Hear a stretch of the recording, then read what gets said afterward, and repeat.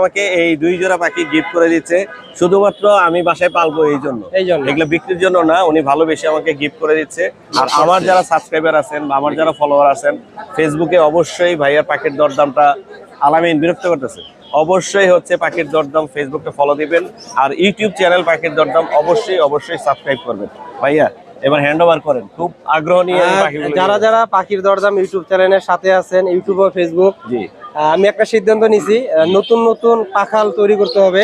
এই জন্য আমি একটা উদ্যোগ নিছি। আমার 60,000 সাবস্ক্রাইবার আছে, প্রতিটা সাবস্ক্রাইবারকে আমি এক জোড়া করে আমার পক্ষ থেকে আমি গিফট করব। এটা কি শুরু কি আমাকে দিয়ে করলেন? শুরু করলাম মোর্শেদ ভাইকে দিয়ে। আচ্ছা, শুরু করলাম মোর্শেদ ভাইকে দিয়ে।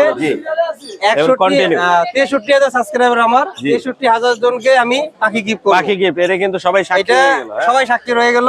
এটা শুরু করলাম আমি মোর্শেদ ভাইকে দিয়ে। আমি বিভিন্ন রকমের পাখি দিব, কাউকে লাভবার দিব, কাউকে বার্জিগার দিব, কাউকে কোকাটাল দিব, লোকের কন্ডিশন বুঝে দিব। না, আমার একটা জিনিস ভালো লাগছে যে পাখি কত টাকার পাখি দিচ্ছে বা কেমন পাখি দিচ্ছে সেটাই শোনা।